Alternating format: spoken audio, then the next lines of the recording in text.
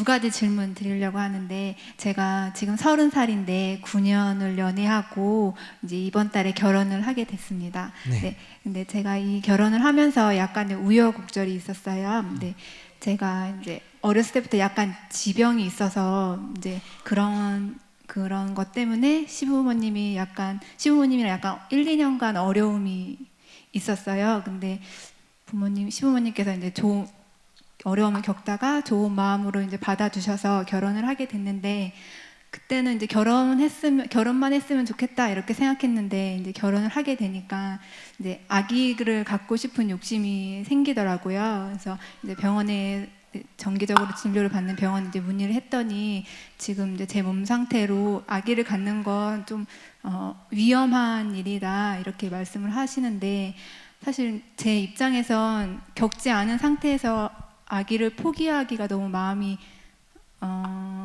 그런 마음이 안 드는데, 또 제가 제 욕심만으로 선택하기에는 제가 아픔으로써 이제 주변 사람들이 힘들 걸 생각하니까 어떤 선택을 해야 옳을지 그게 요즘 가장 너무 힘들어서 찾아뵙고 여쭤보고 싶었고요. 그리고 두 번째는 이제 이건 저의 마음의 병이라고 생각하는데, 제가 오랫동안 이제 병을 앓으면서 이제 뭐 시부모님이나 뭐 남편 될 사람이랑 이렇게 있을 때 이렇게 사람이 살다 보면 서운해지는 말이나 뭐 행동을 듣거나 이렇게 하게 되는데, 제가 스스로 자격지심으로 이 사람이 내가 아픈 사람이라 아니면 부족한 사람이라 그렇게 나한테 하는가, 이런 자격지심 같은 게 생기더라고요. 그래서 그런 걸 어떤 마음으로 그런 걸 받아들여야 되고 어떤 마음으로 결혼 생활을 해야 되는지 정말 여쭤보고 싶었습니다.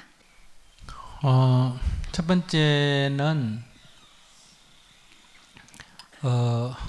시부모가 아기를 낳으라고 그래요? 그런 말씀을 하시진 않으시는데요. 남편은 아기를 낳고 싶어요?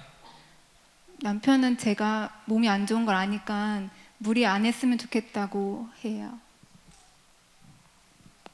뭐 자기야 뭐 아기 낳다가 죽어도 좋다 이러면 괜찮은데, 몸이 안 좋으면 아기가 신체 장애될 위험이 첫째 많고, 두 번째 이제 아기 낳을 때 이제 아기로 태어난 아이가 제 엄마가 만약에 위험해서 죽거나, 안 그러면 몸이 안 좋으니까 아기가 사산을 하거나 이럴 확률도 있잖아, 그죠? 네.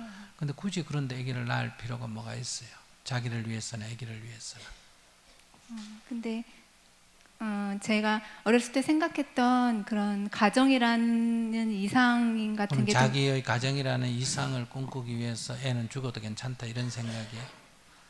그런 건 아니지만, 근데 그런 가능성은 있지만 제가 경험하지 않은 것에 대해서 납득을 할 수가 없는 거, 포기를 할 수가 없어서. 자기 건강이 안 좋다고 의사가 진단을 해서 아기 갖기에는 몸이 좀 안 좋습니다라고 의사가 얘기했다 뭐. 네. 의사가 뭐 자기 뭐 아기 낳는 거 반대해서 그런 얘기했겠어? 건강 상태가 그렇다니까. 근데 그 전문가의 의견을 존중하지, 그걸 갖고 쥐 욕심, 그 상관없어, 이거 쥐약이다 하면 안 먹으면 되는데, 그러다 배고픈데 어떻게 안 먹나, 뭐 먹고 죽겠다면 먹어도 되지. 어리석은 생각이야, 내가 들어봐도. 요즘은 몸이 건강해도 안 낫겠다는 사람도 많은데, 몸 아픈데 뭐 때문에 낫나? 잘 때 그 핑계 대고 안 나면 되지. 그러니까 낫겠다 안 낫겠다 이런 생각을 하지 말고 기도를 해요. 불교 신자예요, 기독교 신자예요? 종교가 없어요? 종교는 없는데 시어머니께서 절실한 불교 신자셔서요. 네. 그러면 절에 가서 부처님을 부르던 관세음보살을 부르면서 부처님 뜻대로 하옵소서, 이렇게 주여 뜻대로 하옵소서 이면 딱 교회 가면 되겠네. 주여 뜻대로 하옵소서 하는 마음으로 간절하게 기도를 그냥 하세요. 애기 낳게 해주세요 이렇게 기도하면 안 돼.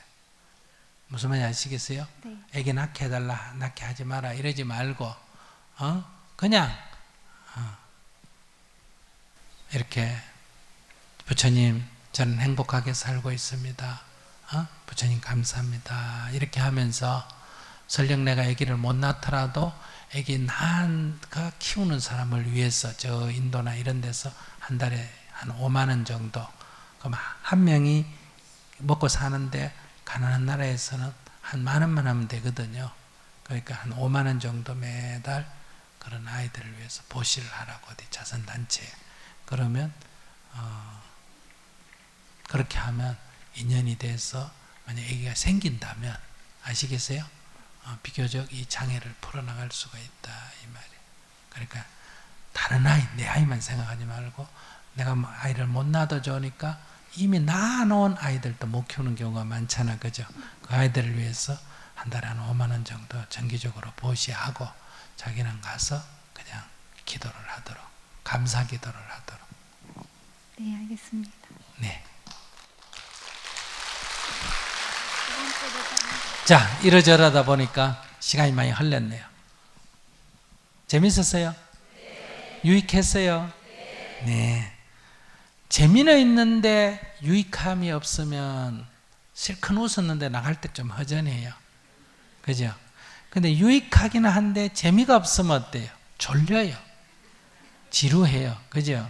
그래서 이 진리라는 것은 재미도 있고 뭐 해야 된다? 유익해야 돼요. 오늘 그랬다고 생각하세요? 예. 그리고 또 이게 이렇게 하면 남한테도 좋아야 돼. 나만 좋고 남한테 나쁘면 안 되고, 오늘 이렇게 만약에 한다면, 이 가르침대로 한다면 나만 좋은 게 아니라 남한테도 좋아요, 안 좋아요? 남한테도 좋다. 그래서 진리의 길을 가려면 첫째, 재미가 있어야 되고, 그래야 사람이 지속적으로 하거든요. 두 번째가 나한테 유익해야 되고, 세 번째, 남한테도 유익해야 한다. 이런 얘기예요. 자, 그러면 우리가 이렇게 어려움이 있지만 마음만 조금 바꾸면 좀 나은 세상으로, 세상살 희망을 가지고 세상을 살 수가 있고, 또 우리 사회에 꼭 마음만 바꾼다고 되는 게 아니에요. 아까처럼 환경도 좀 깨끗하게 해줘야 되고, 사회 제도도 좀 복지사회가 되도록 해줘야 되고, 남북 간의 평화관리도 해줘야 되고, 전쟁 나면 다 고생이잖아요. 그죠? 이렇게 우리가 사는 세상도 좀 좋은 방향으로 바꿔줘야 된다. 그래서 내가 내 인생에 대해서 책임지는 자세로, 그리고 내가 사는 사회에 대해서 내가 좀 책임지는 자세를 가져야 됩니다. 그래서 내가 내 인생에 대해서 자꾸 남 탓하지 말고 내가 책임을 진다. 나를 행복하게 하는 건 누구다? 내다. 그건 누구도 아니고, 우리 가정을 화목하게 하는 것도 내다. 우리 사회를 살고 싶은 나라로 만드는 것도 나다. 우리 민족을 평화롭고 통일하는 것도 나다. 이 지구를 깨끗하게 아끼는 것도 나다. 내가 희망이다. 이런 운동을 지금 우리가 하고 있어요. 나부터 하자 이 말이에요. 내가 희망입니다. 운동을 하니까 여러분 많은 동참을 바랍니다. 감사합니다.